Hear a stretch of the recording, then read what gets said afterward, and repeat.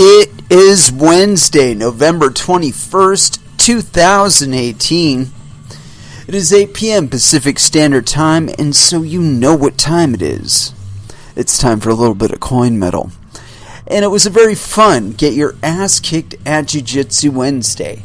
I can't really remember all of the things we went through just because, well, I just got home. So, that's how that goes. I was kind of behind the gun and didn't really have an opportunity to do a lot of the things that I normally do prior to the show. So, I didn't have a lot of time to really reflect on exactly what we did today.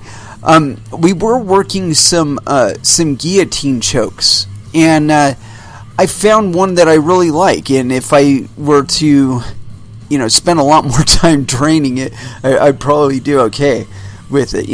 As far as getting it on people, it seemed like the kind of move that I would go for, honestly, with the way that you get to the guillotine. It seemed very, very comfortable for me.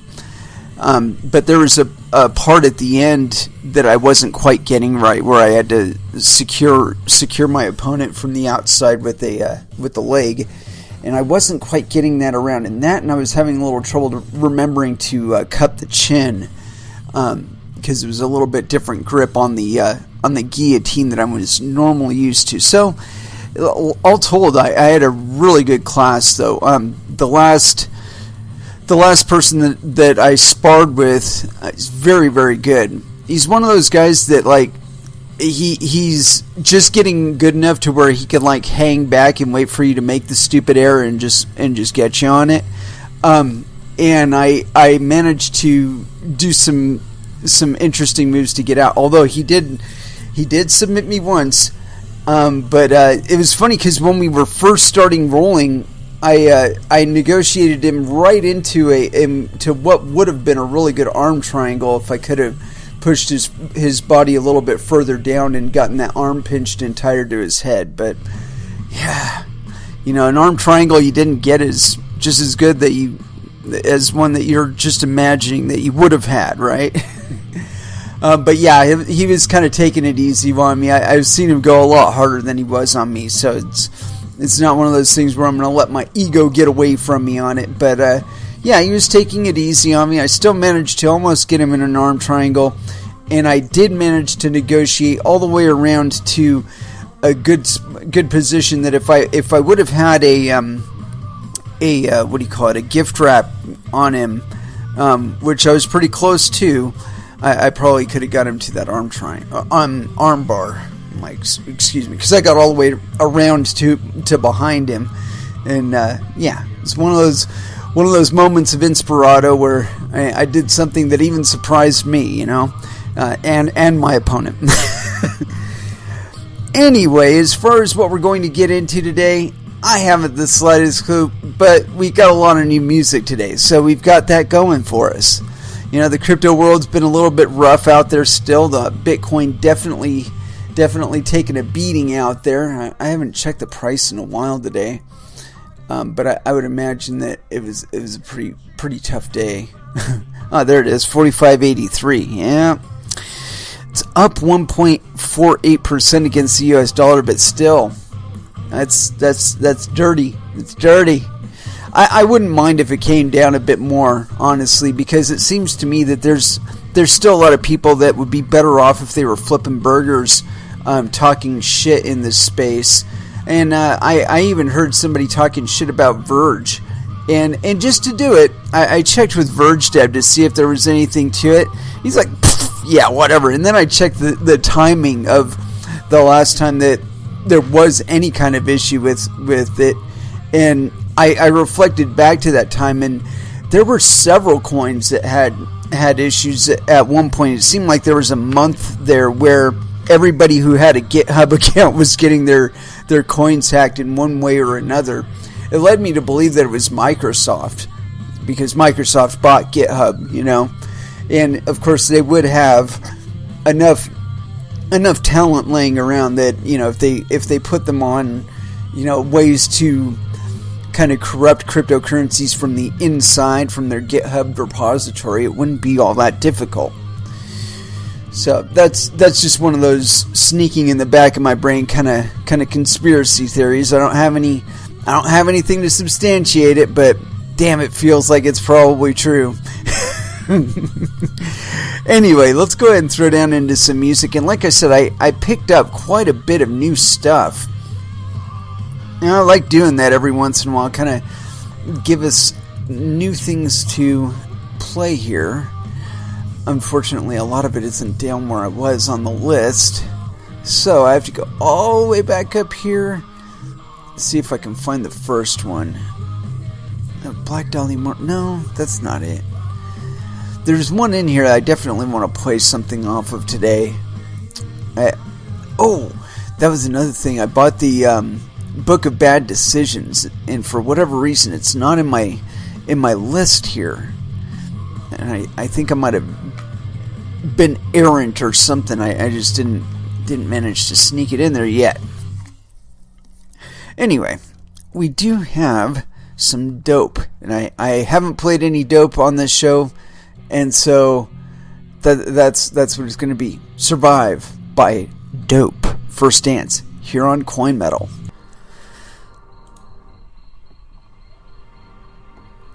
And that was Static X with STEM. That was like the computer's pick. I let it go with that one because it was nice and short. Anywho, I just saw something here on my Twitter feed, and it wasn't necessarily something that we were going to dive into today, but it is a PSA, so I think it's kind of responsible of us to make mention of it. It's by Fanfare. It says, Bitcoin PSA, got my money out of Zappo just in time. Suddenly today I can't log in, and they want me to take a selfie, quote, for security purposes. More like AML, CYA, fuck you, Zappo bullshit.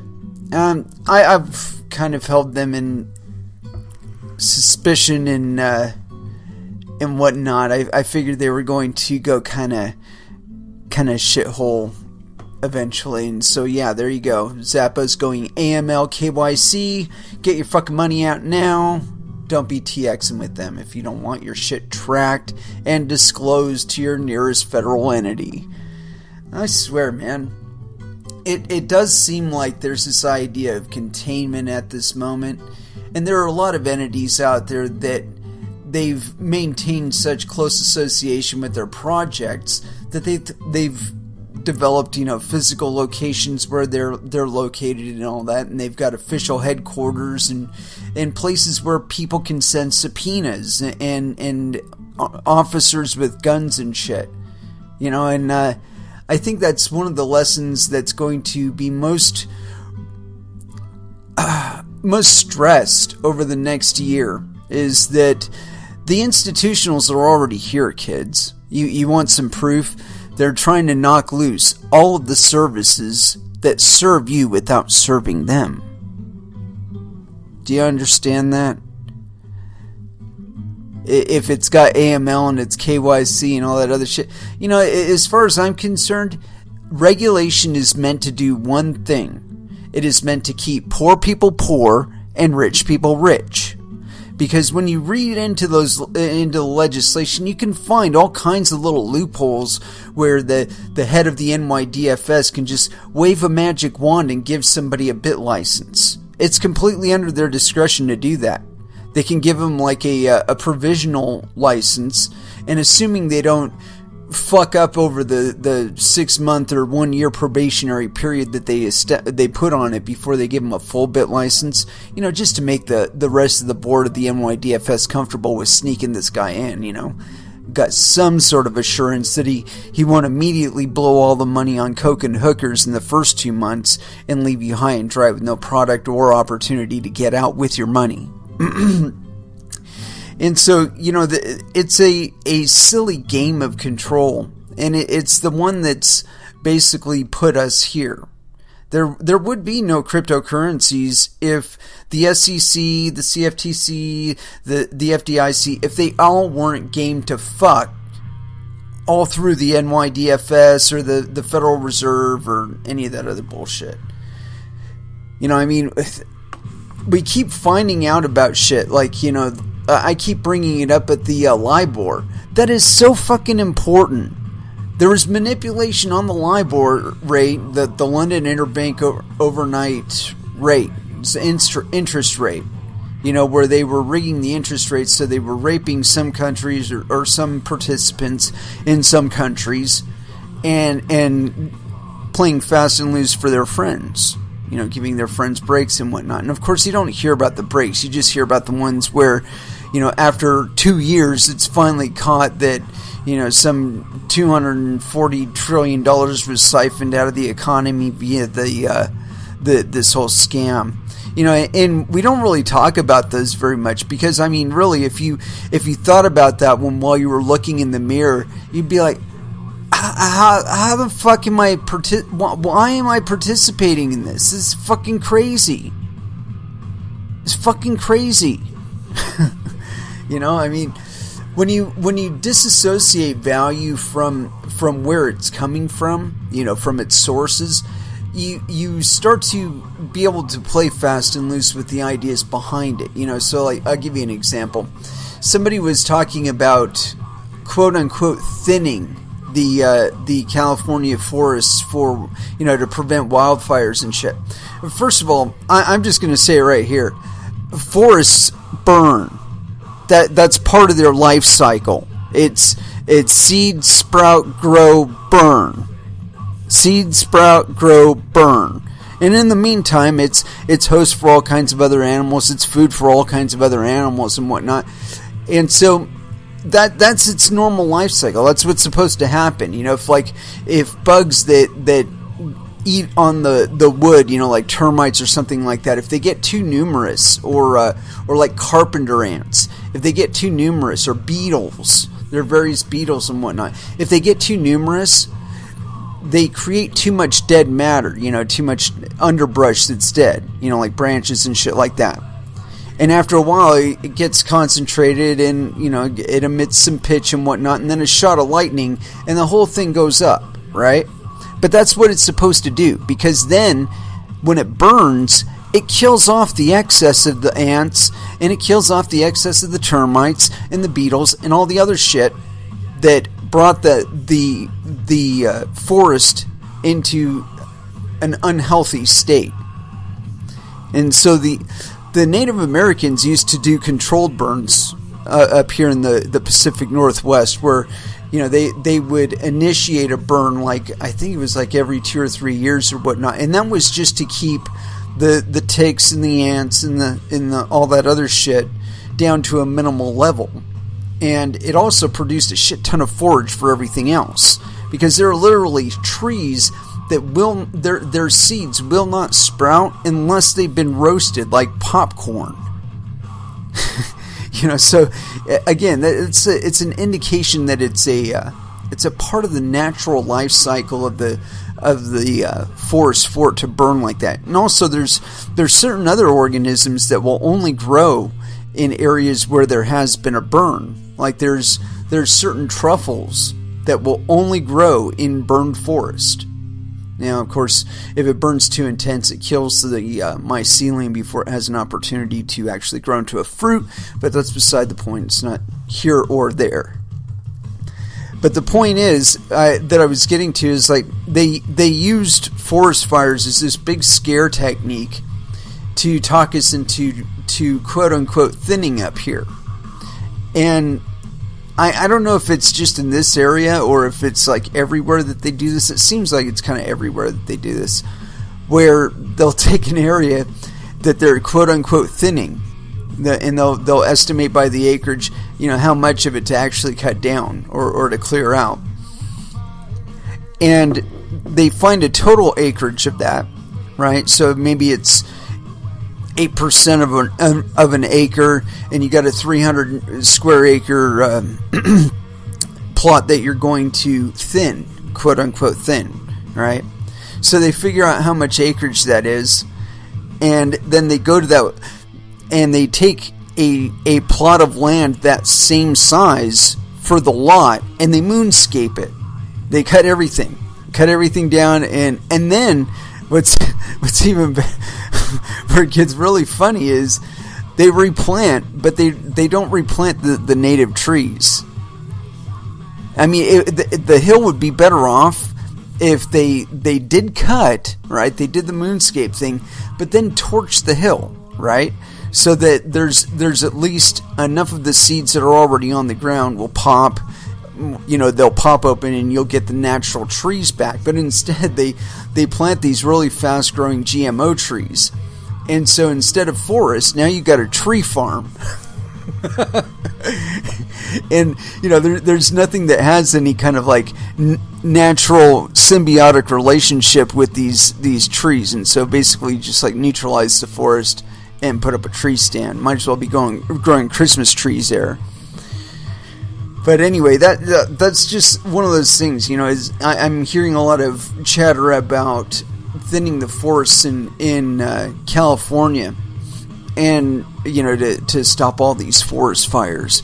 I'm also seeing a lot of shit on my Twitter feed about direct energy weapons, and I don't know how legit that is, but it would certainly explain the odd patterns of fires. How they're coincidentally jumping and so on and so forth. But then again, a lot of that area doesn't get any rain and hasn't gotten any rain for a really long time. So it would only be natural that the whole place is basically a tinderbox and some asshole throws a cigarette out his window, and next thing you know, you've got 1,400 square miles that have been torched.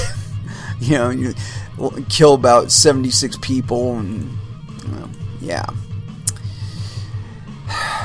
It's sad, but anyway, away from that, it's just what I guess I was getting to there is that there's misconceptions a lot of times between what's said and what actually is executed, and I've got this article here. It's nice and brief, but I think it's worth mentioning. It's on www.asiacryptotoday.com.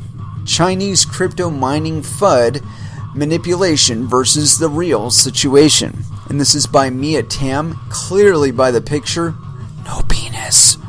Let's see, this was originally authored. Come on, load it up. November 21st, 2018. Here we go. The recent crash of Bitcoin prices, with prices dropping below 4,300 on November 20th, has led to a lot of panic and fear-mongering. There have been tweets and videos reportedly showing the demise of the Chinese crypto mining industry. Mountains of ASICs have been wheelbarrowed out of warehouses and have been basically dumped to the wayside. Pictures showing mining rigs being weighed to be sold as scrap metal because they have lost all value. The profitability of mining has been reduced to nothing, and, quote, miners are mining at a loss at the current price point. Now, it's more economical to turn it off and take it off from the rack to reduce the cost on electricity. Or at least that's what Dovey Wan would like you to believe. There's a message here by, I guess it was a tweet by Dovey Wan. Brutal. This is what's happening right now in China, the China-based mining site, and then there's a Twitter picture of a guy wheelbarrowing out some miners. Anyway, continuing on. The real situation on the ground. While it is true that the drop in Bitcoin prices have made mining less profitable, it is not to the extent that some people would like to portray. We asked a local source, Hugh G of Hua Mining, whether the pictures were real and what the situation was actually like. He commented that the videos and pictures were very likely to be real, but that the description that went along with it is misleading and an exaggeration. The mining machines that you see in the pictures are older models, and this is standard practice in China when upgrading machines. The machines were obsolete, and the plan was to upgrade them all along. It is definitely not because of the recent crashes in Bitcoin price causing the mining industry in China to go belly up. Right now, the current price of Bitcoin in China is around 32,000 RMB. According to the picture, which shows up-to-date information on the profitability of different miners, a lot of the ASIC machines are still operating in the green. This does not even take into account the economies of scale that the really large mining pools can employ, as well as their access to cheaper sources of electricity. We also asked Leo C. of Evolution Capital, and he said that, quote, mining rigs update every 6 months or so. Old ones get eliminated. For the older models that cannot turn a profit anymore due to advances in technology, it is natural to get rid of them. Rigs have evolved from 100 nanometers to 7 nanometers, which has led to huge increases in efficiency. Ulterior motives. So what does one gain by flooding the market? By turning an already shaky situation worse. This brings us back to Dovey Wan, who is the founding partner of Primitive Ventures.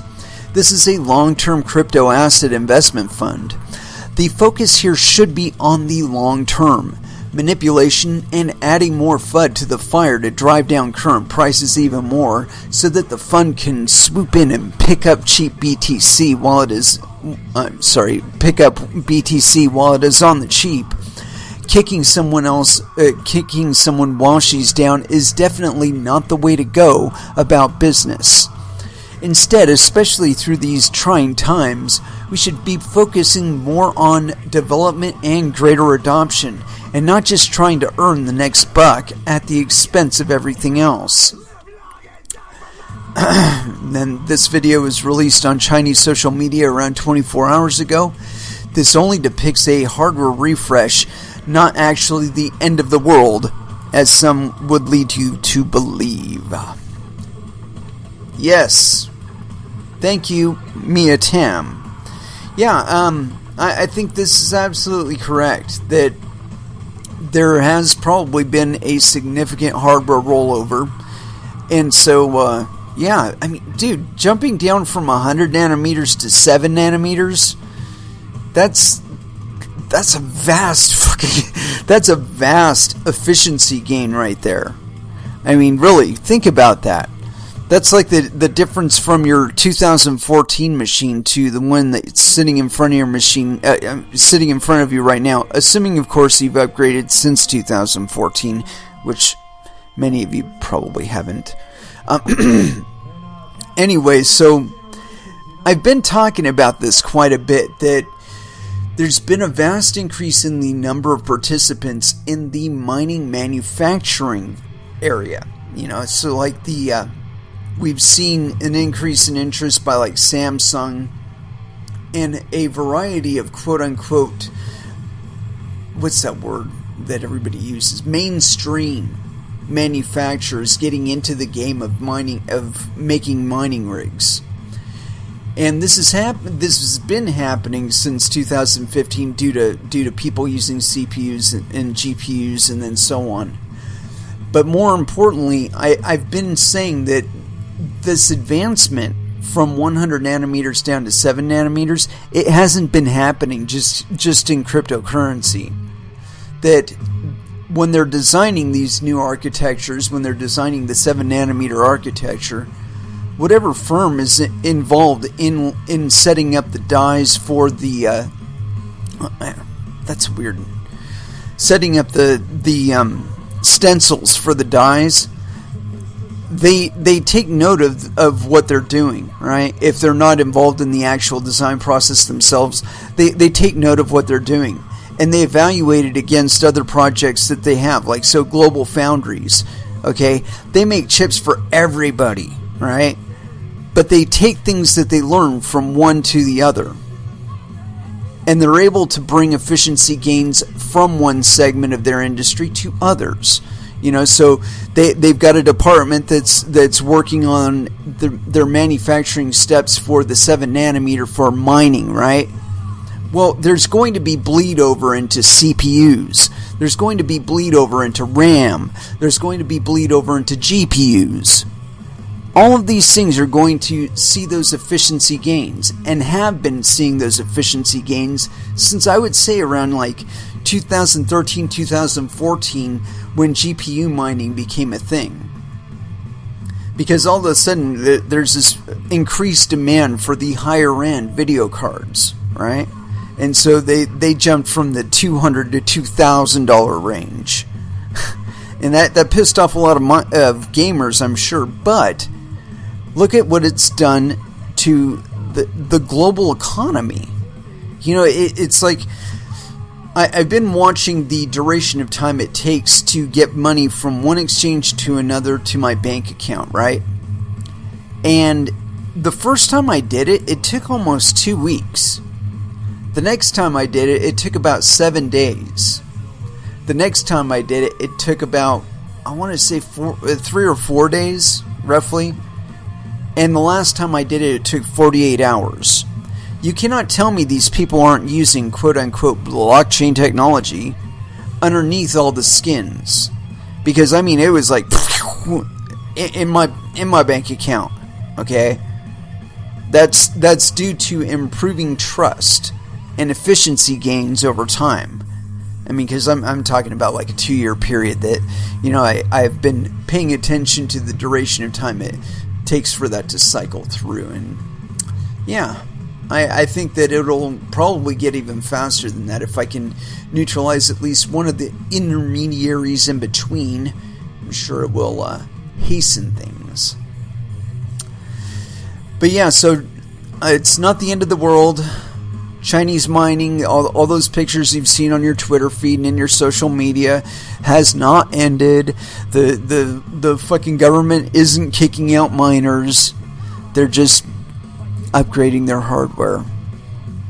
This has happened several times before. There was a storm they had down there in China, and I can't remember exactly where, but one of the warehouses full of miners, basically they had some major failure with their miners because it got flooded, and so there was all these pictures showing up of all of the miners that were evacuated out after, you know, because they were returned to ship, basically. They couldn't be used.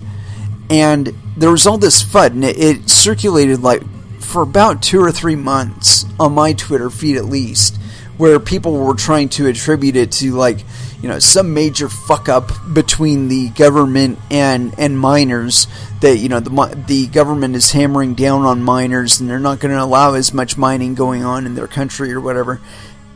And it was all bullshit.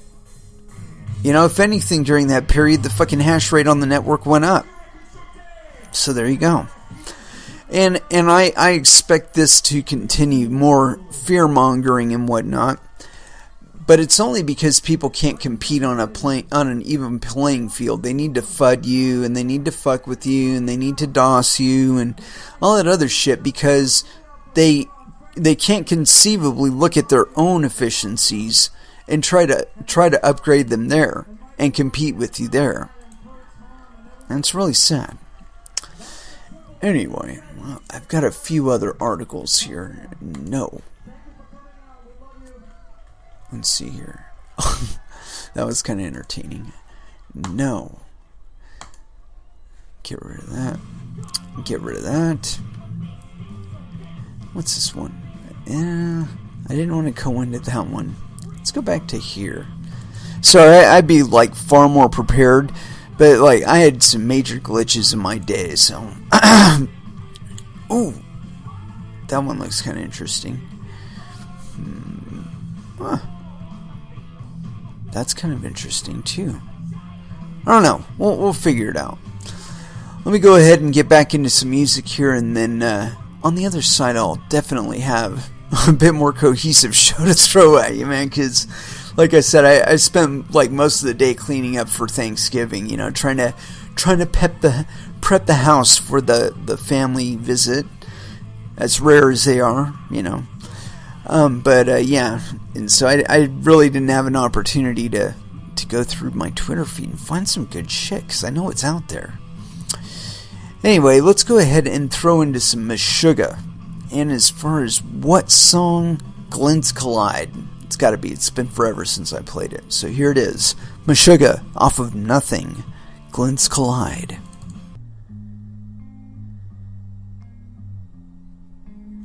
You know, I was going to let it roll, but I decided not to. That was those Megadeth with Kick the Chair.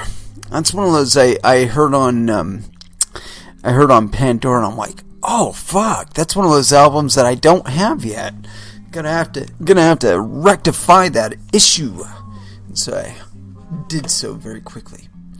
Anywho, I do have some more stuff to actually talk about today. So I've been talking about this quite a bit on the show, and I don't know what angle they've actually gone about describing it on here, but before we even went to the music break, I was talking about how mining is upgraded from 100 nanometers down to 7 nanometers. Tiny, teeny, teeny, tiny, tiny. Anyway, I got this article here on Bitcoinist.com. The hidden benefits of Bitcoin mining. This is by Emilio Janus, authored November 22nd, 2018, so apparently he is a time traveler, and yes, penis. The energy costs of Bitcoin mining are often cited as canceling out the... Dude, Emilio, where were we going with that? Often cited as canceling out the... what, profit? We must consider the savings made in avoiding some of the hidden costs of the alternative. I'm going to have to open that one up too. The gold standard. Critics of gold originally made the same arguments that mining and storage cost of gold meant paper money was more economical. However, American economics professor Roger Garrison points out that society incurs additional costs under a fiat system. Number one, the cost of different political factions trying to gain control of money production. That was kind of taken care of with the Federal Reserve. Number two, the cost of special interest groups advocating misuse of money production for their own benefit. Number three, inflation produced by misallocations of resources through misused authority. Number four, the cost to business of trying to predict monetary authority behavior and actions. God damn, those are some significant costs right there. Continuing on. Debt to society. In any business transaction, we must consider cost and benefit. The expected value of the benefit must be more than the price we pay. Otherwise, no deal. As Nick Szabo pointed out, Bitcoin's high resource consumption buys social scalability, which is arguably more valuable. Dynamic proof-of-work schemes, while processor-intensive, provide stronger resistance to forgery, inflation, and theft. Bitcoin has no concept of debt. Also, Bitcoin also has no concept of debt. Okay, yes. The inexpensive debt market financing available through the fiat system, which allows governments to push through expensive and destructive programs. Whilst an electorate may not support tax increases to fund foreign wars or unfair benefit systems, debt financing can hide this in the cost of inflation. Bitcoin for the win. There is a tendency to move towards one highly liquid and saleable money, a winner in the global economic race, as it were. If that winner should be Bitcoin or any other proof-of-work cryptocurrency standard, a full analysis of costs should include, number one, significant reduction in the size of government. Number two, the end of fractional reserve banking's boom and bust cycle. Number three, reduced costs in the warfare and welfare state. So the next time someone bemoans the fact that Bitcoin mining is destroying the planet, perhaps urge them to consider the things it could be saving, as Garrison says. Quote, Ultimately, the cost of any action, commodity, or institution is the alternative action, commodity, or institution foregone. The opportunity cost is the only cost that counts. What's your take on the benefits of crypto mining? And they didn't even really get into the meat of several other of the benefits. And my biggest one is, of course, the contribution that improvements made in mining hardware give to the rest of the hardware market. I can guarantee you, if you have bought any hardware since like 2015, that what you're holding, the design and the efficiency of it is a direct byproduct of mining. And you know, people can argue with me all they want about that, but I having been a participant in the semiconductor manufacturing process, you know, I worked at a fab for a year or so, and actually I worked in 2 fabs, but that's neither here nor there. But I had the opportunity to read articles concerning like nanometer upgrades in hardware and seeing how that impacted the manufacturing processes that we were running on the machines, the way that we were processing the die or the hard drive disks as it were. But the market, it's such that the demand for what you actually manufacture is driven at least partially by the indicators of what people bought last year. Okay, and so when miners came onto the market, they were buying up all the higher end video cards, and they still do. Don't be fooled by all the fudding going on about mining. But anyway, they would buy the higher end video cards. So what that does is it causes Nvidia to make more of the higher end video cards. And by making more of them, it actually becomes cheaper for them to make them per unit because they make them in bigger lots. And so the demand there is also driving things like the spec design. And there is such a thing as trickle down when it comes to hardware implementations. And like I said, it's so much cheaper to just take the improvement and apply it to everything, right? If you've got software capable of designing 7 nanometer schematics in one department, why would you restrict it to that one department? Unless, of course, it was too unwieldy to put it everywhere. But even considering that, Moore's law says that there's more than enough hard drive space on your fucking cell phone for it. So, who really cares, right? Likelihood is that all of the machines in your fab, throughout your fab, that or your manufacturing floor, could handle just having the software upgrade and having the libraries available for scaling down to a lower nanometer a smaller nanometer spec in the future. It's just that's like statistical process control. I mean, to some extent, you want to get ahead of your next processing cycle. When you're looking out at your manufacturing floor, you know in 6 months you're going to probably be processing something else out there. And so that's probably the only limitation of Moore's law is how long it takes a fab to refit to adopt a lower nanometer spec or a smaller nanometer spec. That's it. The retooling, basically. And you're looking at, depending on the size of the fab, you're talking about anywhere from a month to 6 months worth of turnover time, and you'll have some manufacturing capacity.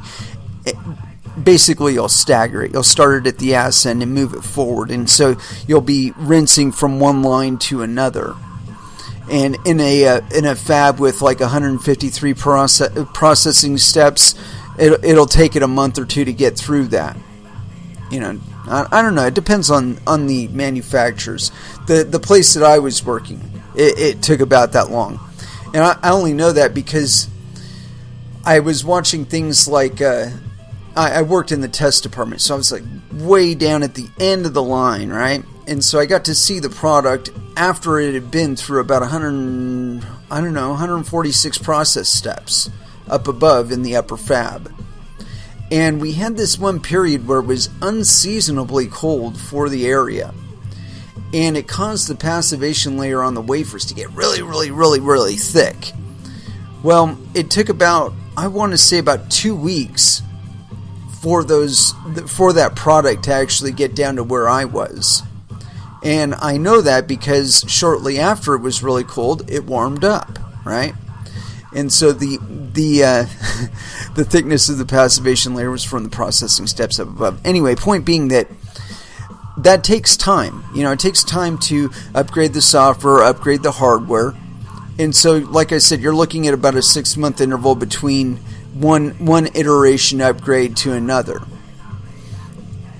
And I think that over the last probably two, maybe 3 years, maybe less this last year, I think that a lot of these manufacturing hardware manufacturers, they've been looking at their R&D department and scrutinizing what they can put on the table a lot faster, in a lot quicker interval than normal. That treasure trove is a lot thinner right now because of the demand for efficiency that we've seen in mining.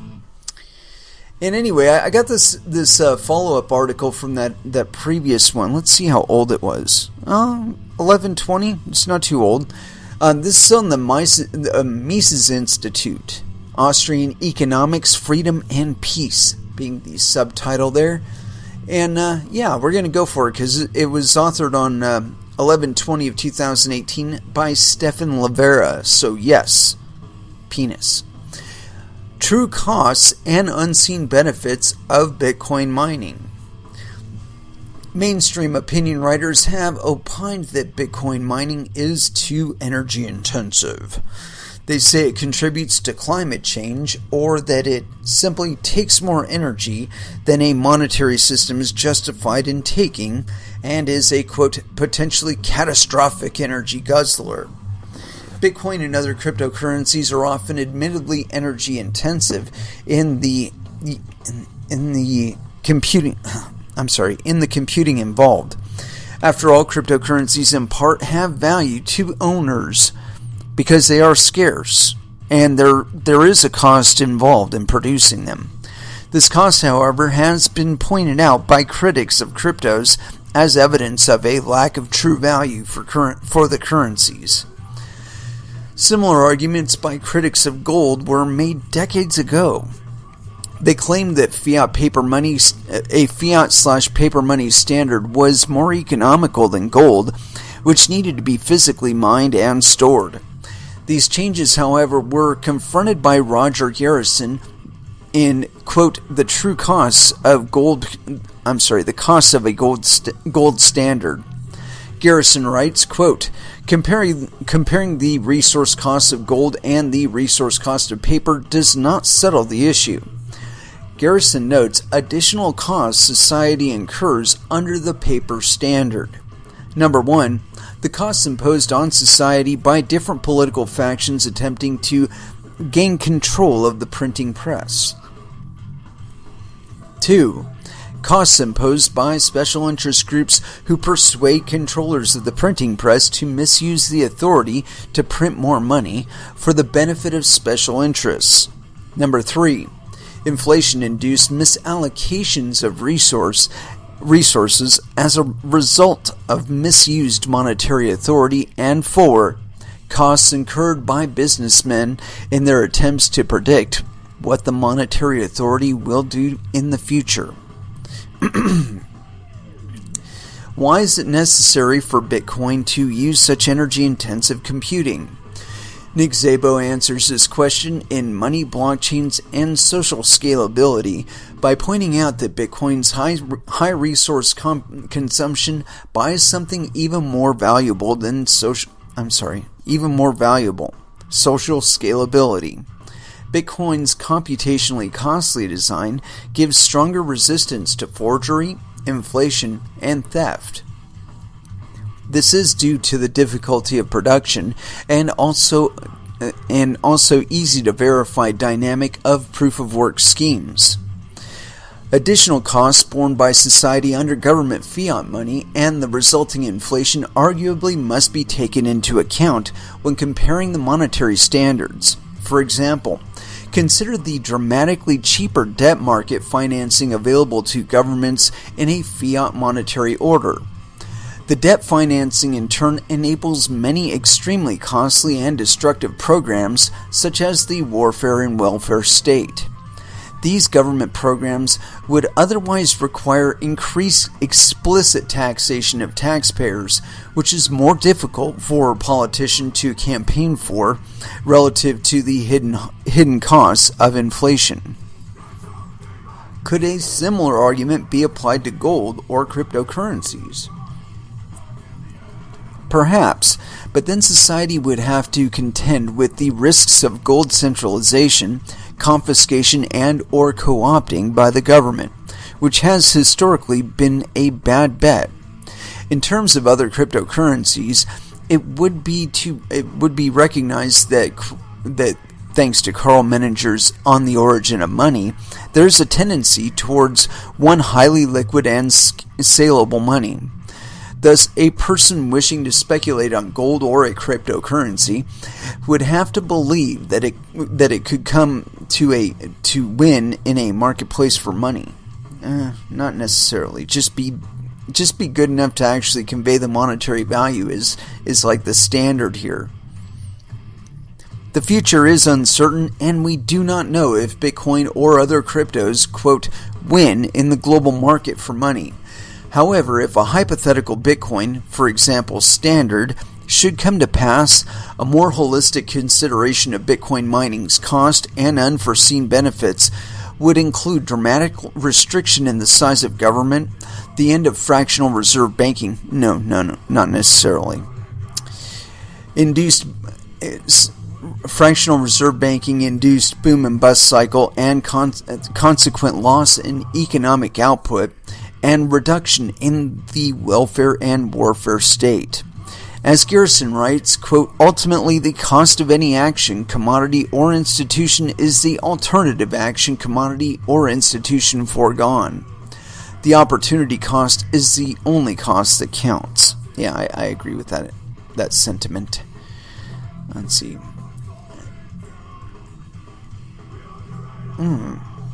Let's check something out here. Got a couple comments here. Flowaway, a good article. Nevertheless, the word cryptocurrencies is misleading in the cryptocurrency space. Only Bitcoin matter. That's bullshit. Bitcoin is hard money, others are not. You're full of shit, dude. If it requires proof of work to mine it, it has the same limitations and availability that Bitcoin does. If you do not sell something for Bitcoin, if you do not exchange something for Bitcoin, if you do not mine the Bitcoin, you do not get the coin. Well, the same can be said for other proof-of-work cryptocurrencies. And so then it just becomes a question of which do you prefer? Do you prefer to transact on the Bitcoin blockchain, where if you're doing it on chain, you're going to wait a minimum of 10 minutes for your first confirmation, and it'll probably take a lot longer than that, and you're probably going to pay a significant fee. Now, if you were to do it in, say, Monero or Verge or a handful of other coins, Doge, the transaction fee to move the monetary value would be very, very, very, very tiny by comparison to Bitcoin. So then it comes to a question of, do you really want to pay the additional fee on Bitcoin? And so it's not really a question of whether Bitcoin matters or not. What the question is which one is better for you? If you're more comfortable using Bitcoin, then by all means do. But if you say want to transact in something that's a bit faster, something you could probably transact with in retail settings, then Bitcoin has limitations that might not make that as practical. Maybe if you're doing like a mail order business where you can also account in the your confirmation wait period with setting up the shipping for the item, or providing the service. So 24 hours you're going to get the service, and that allows me 24 hours to receive a first, second, third, fourth, up to sixth confirmation, and I'm good to go. I'm certain that I've got the money, and so I feel great about sending you the product by then.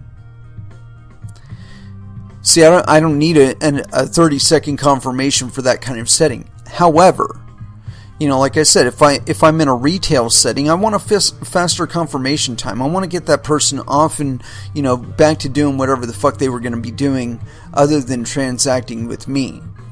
So it's not really practical for them to have to wait around for 2 forevers to do the transaction with me. So as fast as the transaction can get its first confirmation, that's good for me.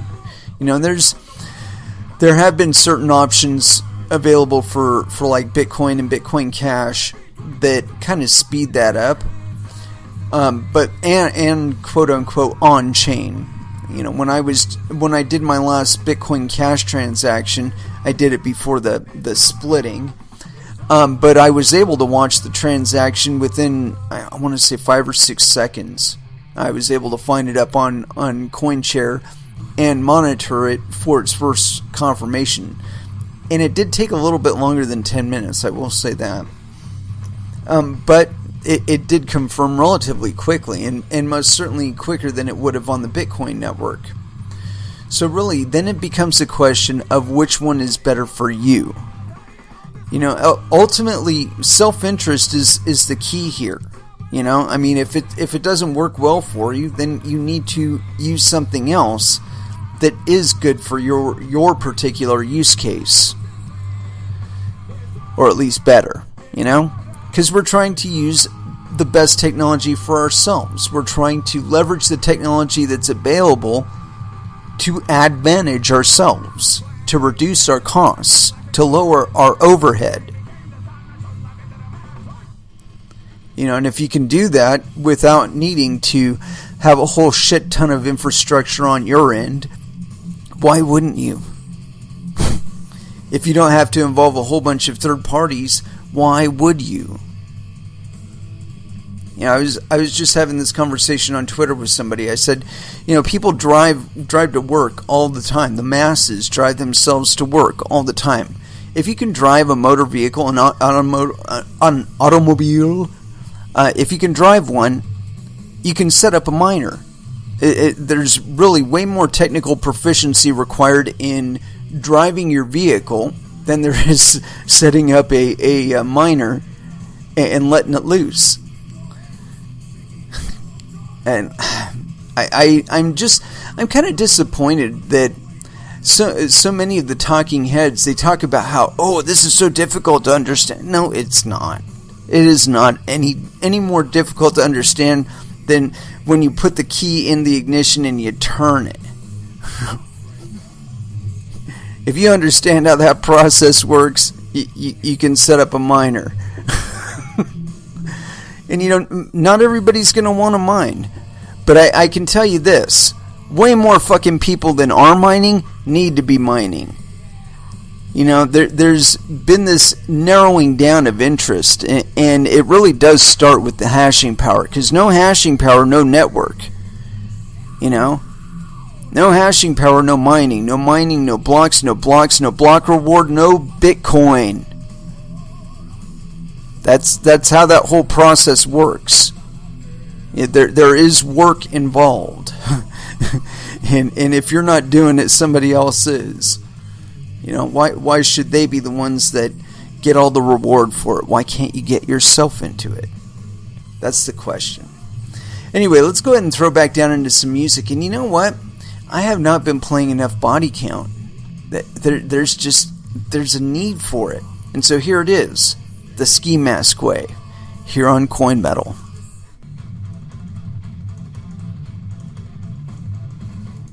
And that was Tool with Vicarious. And so we are coming down to the end of it, but I do have a couple other little things that I'd like to talk about here. That's kind of interesting. I might actually go into that too. Huh? Anyway, where was it here? No, don't want to do that. Yes, this is the one I want to talk about. This is, again, one of those unforeseen costs of mining gold.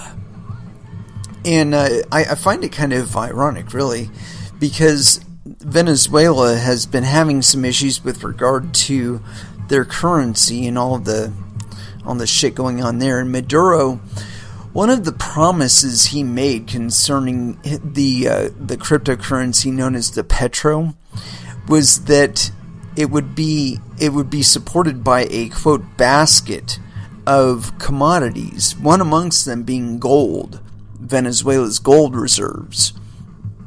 And so, I find this kind of interesting that this should be happening here, but I think it's kind of pertinent to address this as a contrast to what the associated ecological costs and electrical costs of Bitcoin mining and cryptocurrency mining.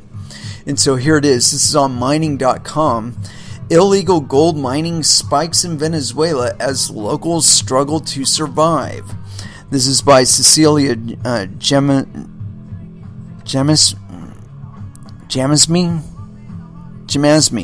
I guess. So no penis. And this is authored about 19 hours ago. Illegal gold mining is reaching new record highs in Venezuela as hyperinflation, power cuts, as well as food and medicine shortages are pushing citizens to either flee the country or find new ways of survival. Arguably the biggest problem facing Venezuelans in their day-to-day lives is the ongoing currency inflation, which means even the smallest amount of gold is good enough for the struggling population, as they can use the metal to pay for everyday staples. Most of those panning for gold are flocking to the country's Canaima National Park, where even indigenous Piedmont people native to the region containing Venezuela's most famous Angel Falls have now left ecologically driven lives as tour guides to mine for gold, the Wall Street Journal reported. According to the article, the precious metal has now replaced the bolivar as the national currency within the UNESCO listed area, whose 500 million year old pillars of erosion inspired Disney's Up. Locals are said to be digging mines the size of football fields as they search for gold, even though mining in the vast national park is illegal. Fed up with economic despair, masses of Venezuelans are simply fleeing. Earlier this month, the UN Office for Humanitarian Coordination, OCHA, said the number of refugees and migrants who have left the South American country since the economic crisis began in 2014 has now reached 3 million. Whoa, that's a lot of people.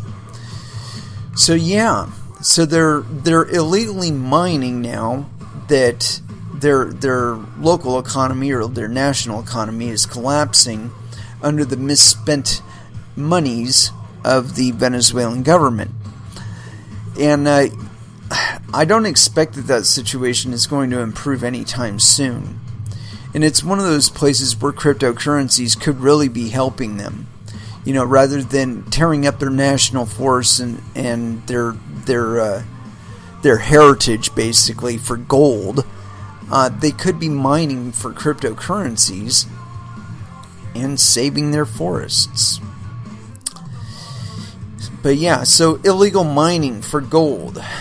I think that's going to be something that we should be considering when we're talking about the ecological offset and the energy consumption offset of cryptocurrency mining. Yeah. So, let's see here. Crypto insurance. Yeah, whatever. I'm not even going to talk about that. But I do have this other thing. Let's see here. Where was that? Chinese mining FUD. We already talked about that. Ethereum caustic debt or alive. We're not going to talk about that. Not going to talk about that. How a small boy changed his life. No. We might talk about that one. Sorry, I've got like 8 billion tabs open, and it's just a matter of narrowing it down. This one doesn't seem too old.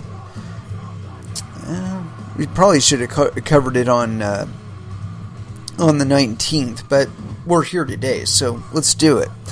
This is on todaysgazette.com. Monero XMR and Verge XVG, two striking privacy coins to alter the cryptoverse. And this is authored by Isaac Ellis, and it was November 19th, 2018. So yes, penis. Monero XMR and Verge XVG. Following the advent of Bitcoin, a lot of events have transpired, and these have brought various changes to the world of crypto. The underlying code has been amended in various ways. More and more developers and investors have flooded and will keep flooding the cryptocurrency blockchain space. Lots of alternative cryptocurrencies have been conceived and birthed along the way. They have improved on certain aspects of Bitcoin, with some focusing on certain applications in the cryptoverse. These alternative cryptocurrencies are called altcoins. Of all privacy-centric cryptos, seems to be the greatest option. Why privacy-centric cryptos? The way Bitcoin operates has serious flaws, especially when it comes to the area of privacy. This involves public ledger. The transaction information on the blockchain is public, as transactions could be linked to a person. IP address leakage. The persistent attacker has the capacity to be able to associate your IP address with your Bitcoin transactions. Based on the reasons above, it became apparent that there is a need for privacy-focused coins. Different coins were designed with this problem in mind. Of these different alternative currencies with focus on privacy, we will take a look at Monero and Verge specifically. Monero XMR is a privacy token that has solid transaction schematics that involves ring signatures and stealth addresses created on an ad hoc basis to keep transactions private. Monero runs on a proof-of-work verification standard that is similar to that of Bitcoin. This means that computational power is needed to verify transactions on the network, but unlike Bitcoin, it uses CryptoNote, which is a different hashing algorithm from Bitcoin's SHA-256 algorithm. The cryptographic method that Monero utilizes to protect the privacy of users include ring CT, ring signatures, Covry, and stealth addresses. Monero XMR bypassed the public ledger in order to achieve anonymity for its users. Created in 2014, XMR had no premine or instamine at the launch of the crypto. As a result of its complicated cryptography and its transaction sizes, it's 50 times bigger than that of Bitcoin. Ring signatures. The path between sender and receiver are rendered virtually untraceable as XMR mixes addresses for a user's transaction with another user's addresses. As such, an analysis of the Monero blockchain will reveal no more than a cryptographic hash of the transaction. Stealth addresses. Monero conceals addresses behind one-time use ones, which are then destroyed so that the transaction can't be traced back to a public address. Verge XVG. Distinct from its many peers, Verge XVG has adopted a different approach to become private and anonymous, as it does not use cryptography as much to become an anonymous cryptocurrency. Rather, they utilize Tor and I2P networks to achieve their goals. Verge XVG on its own part did not completely bypass the public ledger. This is because the public ledger allows merchants to be able to provide proof of transactions, which is important for bookkeeping. They also believe that an open ledger is needed by the users to see and verify where their transactions are being used or accepted. Verge XVG offers both private and public transactions on the ledger. They allow the user to independently choose if the transactions are public or private. Transactions that are made via the public ledger are open for all to see. Verge's private ledger behaves more like Monero's XMR in that no one can see any of the transactions occurring on it. The tool that makes it possible to browse the dark web in secret, Tor, alongside with an anonymous network layer, hides the IP addresses and locations of those who make transactions. Like Bitcoin and Monero, Verge is a proof-of-work coin, but it uses 5 different mining algorithms. The essence of this is to increase decentralization on the network because by using so many different algorithms, many different units can mine Verge successfully. Monero, XMR, and Verge XVG. Both Verge and Monero have strong community support and were founded on values central to the original cryptocurrency concept: privacy and decentralization, also participation. Monero use of complicated on-chain cryptography in making transactions anonymous has the downside of large transaction sizes. XVG's use of Tor means the blockchain would have smaller transaction sizes. Conclusion: a lot of persons are of the opinion that privacy-centric coins aid in promoting darknet markets. The morality or otherwise of darknet markets is not the current focus. The facts are that these altcoins are secure and sought out by people who want their transactions to remain private, add value to the coin, especially from an investment perspective. In the long run, you have to understand that every community in their own distinct way aims at solving the privacy challenge. As such, the particular way they adopt have their merits and demerits. In the not-so-distant future, these privacy-centric coins will be predominantly used in the mainstream, as more people are increasingly learning why financial privacy is critical. XMR and XVG, two striking privacy coins, alter the cryptoverse. I don't see that. Never mind. That's just another article. So yeah, I think one of the things that the author could have noted on this is the different mining metrics, like the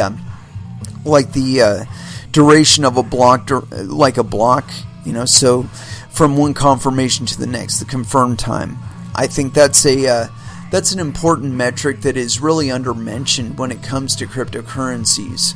Bitcoin operates on a 10-minute block time, whereas Verge operates on a 30-second block time.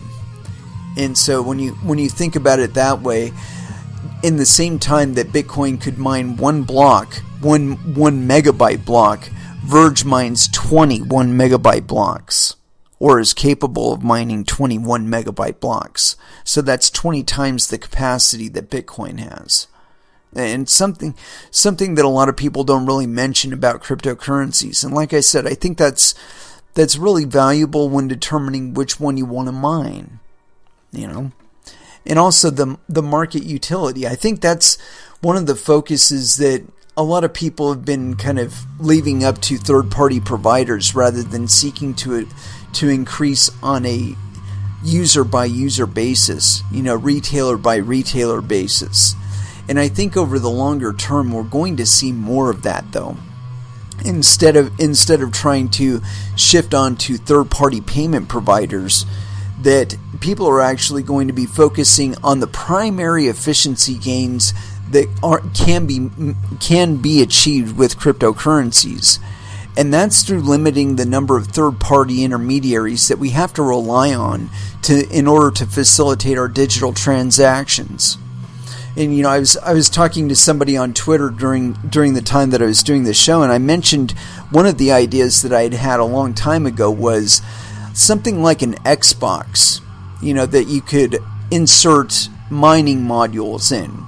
And so like imagine it this way. So you've got 3 models. You've got the basic model, which has 3 slots to it. You have the moderate model, which has 5 slots to it, and then you have the premium model, which has 7 to 9 slots on it.